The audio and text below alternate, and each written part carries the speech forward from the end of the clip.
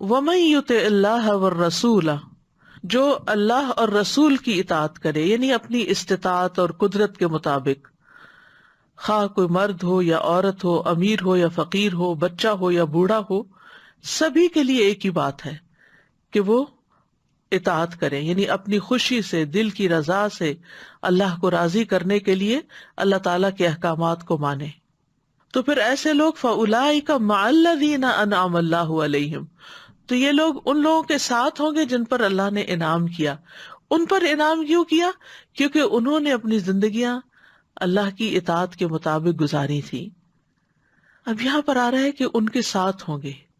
ساتھ ہونے کا مطلب یہ نہیں کہ درجات میں ان کے برابر ہو جائیں گے، درجات میں تو فرق ہوگا۔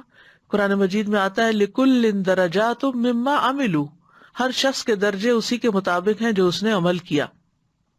مطلب یہ ہے کہ وہ ان سے ملاقات کر سکیں گے، ان کے ساتھ بیٹھ سکیں گے، ان کو دیکھیں گے، ان کے ساتھ لطف اندوز ہوں گے، اور اس کے ساتھ ساتھ اللہ تعالیٰ نے ان کو باقی جنت کی جو نعمتیں ان کے درجات کے فرق سے ان کو عطا کی ہوں گی، اس پر بھی وہ راضی اور خوش ہوں گے۔